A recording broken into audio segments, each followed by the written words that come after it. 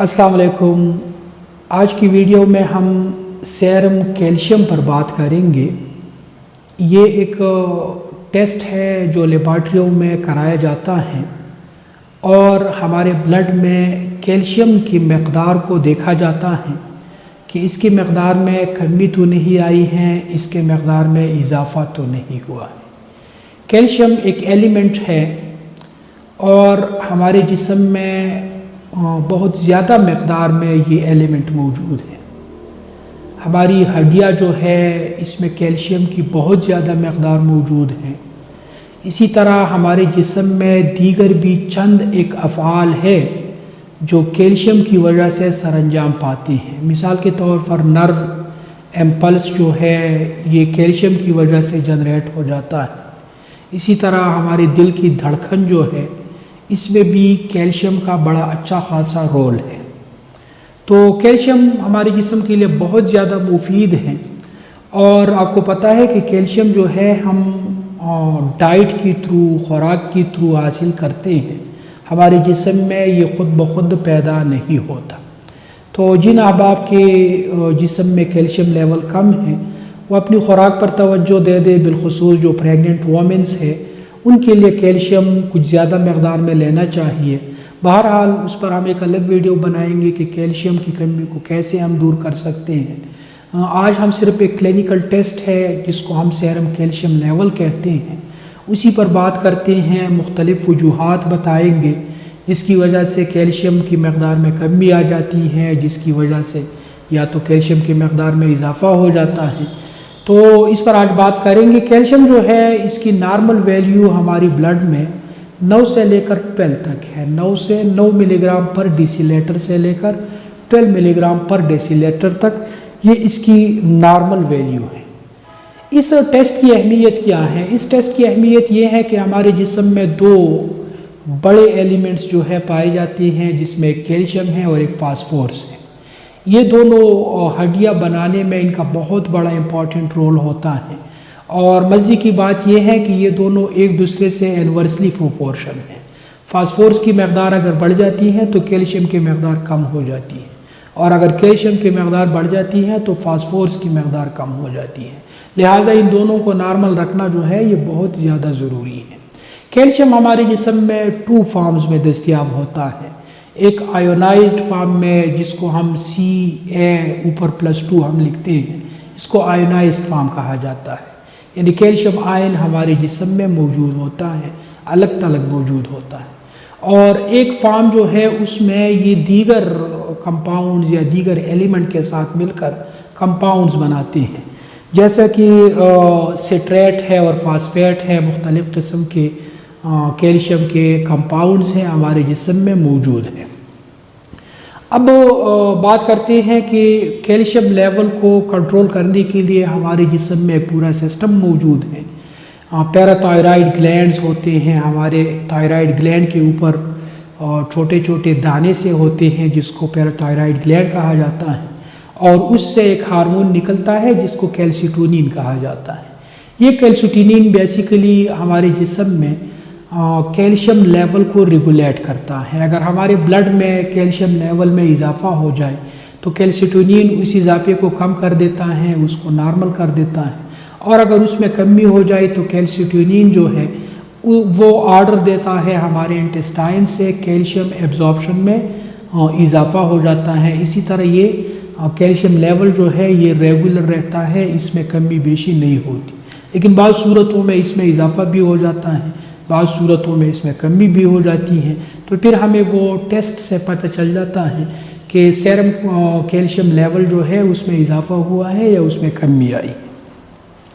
एक और चीज़ कैल्शियम के रेगुलेट करने के लिए जो मोस्ट इम्पॉर्टेंट है वो विटामिन डी है।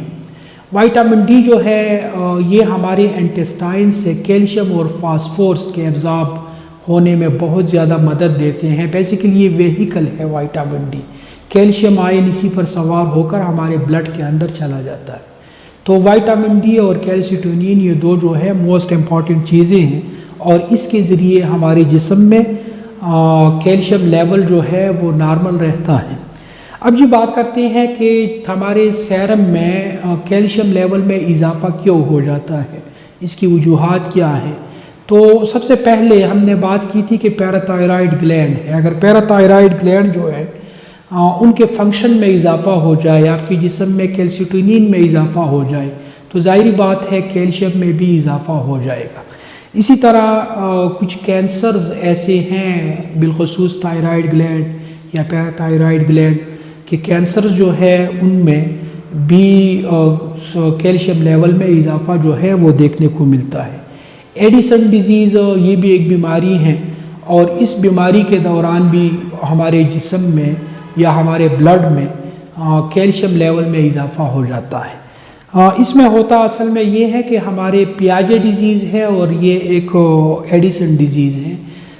اس میں ہمارے یہ جو بونز ہے یا ہڈیاں ہے اس میں سے کیلشیم نکل کر ہمارے بلڈ میں شامل ہو جاتا ہے، تو ادھر بونز میں کیلشیم کی مقدار کم ہو جاتی ہے اور جو بلڈ ہے اس میں کیلشیم کی مقدار بڑھ جاتی ہے۔ تو اسی کو بھی کنٹرول کرنا ہوتا ہے۔ کیلسیٹونین کا ایک کام یہ بھی ہے کہ کیلشیم کو بلڈ سے پکڑ کر بون میں لے کر جانا، تو یہ ایک بڑا امپورٹنٹ رول ہوتا ہے۔ تو اس میں اگر کوئی خرابی آ جائے تو بون جو ہے وہ ویک ہو جاتے ہیں اور کیلشیم بون سے نکل کر بلڈ میں آ جاتا ہے۔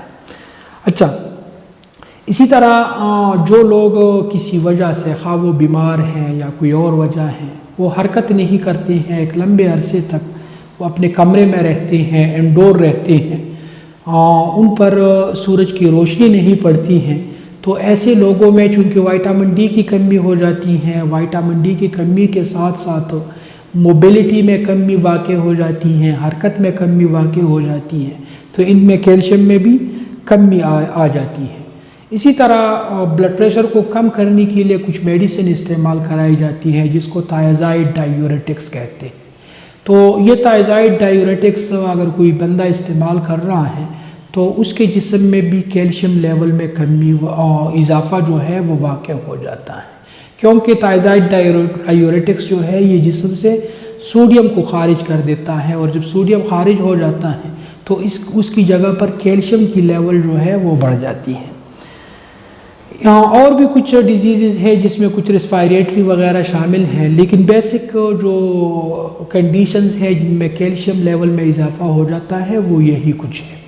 اب جی بات کرتے ہیں کہ کم ہونے کی وجوہات کیا ہیں، سیرم کیلشیم لیول کے کمی کی کیا کیا وجوہات ہیں۔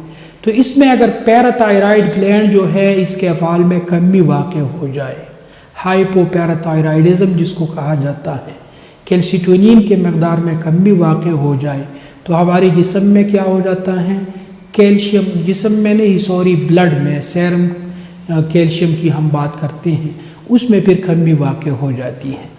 اسی طرح اگر آپ کے بلڈ میں فاسفورس میں اضافہ ہو جائے، ہم پہلے بھی بات کر چکے ہیں کہ فاسفورس اور کیلشیم ان دونوں کے درمیان انورس پروپورشن ہے، ایک میں اضافہ ہو جاتا ہے تو دوسری میں کمی آ جاتی ہے۔ تو اگر فاسفورس کے لیول میں اضافہ ہے تو کیلشیم کے لیول میں کمی واقع ہوگی۔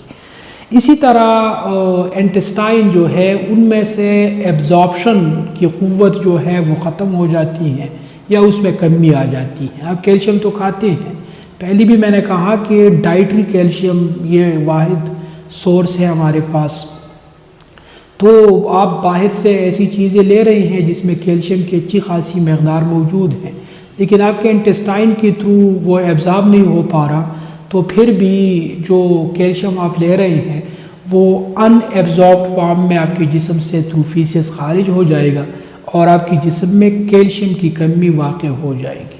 اسی طرح وائٹامن ڈی کی کمی، اگر آپ کیا کرتے ہیں کمرے کے اندر بیٹھ جاتے ہیں، آپ پر سورج کی روشنی نہیں پڑتی ہے، آپ کے جسم میں وائٹامن ڈی کم ہو جاتا ہے، تو وائٹامن ڈی اگر کم ہو جائے تو وائٹامن ڈی اور کیلشیم دونوں کے درمیان ڈائریکٹ پروپورشن ہے، اگر وائٹامن ڈی کم ہو جائے تو کیلشیم بھی کم ہوگا، اگر وائٹامن ڈی میں اضافہ ہے تو کیلشیم میں بھی اضافہ ہوگا۔ اسی طرح پینکریاٹائٹس ہے، اگر پینکریاس یا لبلبا جس کو ہم کہتے ہیں اس میں اگر سوزش ہو جائے تو اس دوران بھی کیلشیم لیول جو ہے اس میں کمی واقع ہو جاتی ہے۔ اسی طرح پیچس یا ڈائریا، اس دوران جو کہ بلڈ میں نمکیات اور پانی اس کی کمی واقع ہو جاتی ہیں، کیلشیم ہمارے جسم میں ابزارب نہیں ہوتا، ہمارے جسم سے خارج ہوتا رہتا ہے، تو ڈائریا کے دوران اگر مسلسل ڈائریا ہو تو اس دوران بھی ہمارے جسم میں کیلشیم میں کمی واقع ہو جاتی ہے۔ ریکٹس یہ ایک اور بیماری ہے بچوں میں، اس میں بھی کیلشیم میں کمی جو ہے وہ واقع ہو جاتی ہے۔ بچوں کے پاؤں اکثر مڑے ہوئے ہوتے ہیں، آپ نے اگر دیکھ لیے ہو، اس کے ہاتھ بھی مڑ جاتے ہیں، پاؤں بھی مڑ جاتے ہیں، عموماً کافی عرصے تک وہ چلنے پھرنے کے قابل بھی نہیں ہوتے ہیں۔ عموماً بچے 1.5-2 سال کے بعد چلنا پھرنا شروع کر دیتے ہیں، لیکن ایسے بچے عموماً 5-6 سال تک جو ہے وہ چلنے پھرنے سے قاصر رہتے ہیں، ان کے جسم میں کیلشیم کی کمی ہوتی ہے۔ اب ہم پہلے بتا چکے ہیں کہ کیلشیم ہمارے جسم میں 2 طرح سے موجود ہوتا ہے، ایک آئونائزڈ کیلشیم ہے اور ایک کسی دوسرے ایلیمنٹ کے ساتھ مل کر کمپاؤنڈ بنا دیتا ہے۔ تو آئونائزڈ کیلشیم جو ہے اس کے بڑھنے کی کیا وجوہات ہے، یہ ہمارے جسم میں کیوں بڑھ جاتا ہے؟ تو اس میں پرائمری ہائپو پیراتھائرائڈزم ہے۔ اگر آپ کے پیراتھائرائڈ میں کوئی مسئلہ ہے تو اس وجہ سے آئونائزڈ کیلشیم جو ہے اس میں اضافہ ہو جاتا ہے۔ پھر کچھ کینسر ایسے ہیں جو آپ کے پیراتھائرائڈ گلینڈ سے ہارمون خارج کروا دیتے ہیں، تو ایسے کینسر میں بھی کیا ہوتا ہے، آئونائزڈ کیلشیم میں اضافہ دیکھنے کو مل جاتا ہے۔ اور اگر آپ وٹامن ڈی کا بہت زیادہ استعمال کرتے ہیں، آپ کو ڈاکٹر تجویز کرے یا خود اپنی طرف سے آپ لے لیں، تو اگر آپ بہت زیادہ وٹامن ڈی استعمال کرتے ہیں تو اس کی وجہ سے بھی آپ کے جسم میں آئونائزڈ کیلشیم جو ہے اس میں اضافہ ہو جاتا ہے۔ اور آئونائزڈ کیلشیم کے کم ہونے کی وجوہات کیا ہیں، تو ہائپو پیراتھائرائڈزم اس کی وجہ ہے۔ اگر آپ کا پیراتھائرائڈ گلینڈ صحیح طور پر کام نہیں کر رہا، کیلسیٹونین لیول میں کمی واقع ہوئی ہے، تو کیلشیم لیول میں بھی کمی واقع ہوگی۔ اگلی ویڈیو میں ہم یورینری کیلشیم پر بات کریں گے کہ یورینری کیلشیم کیا ہے، اس کی نارمل ویلیو کیا ہے، بڑھنے کی وجوہات کیا ہے، کم ہونے کی وجوہات کیا ہیں۔ تو اگلی ویڈیو تک انتظار کریں اور تب تک مجھے اجازت دیجیے۔ اللہ نگہبان۔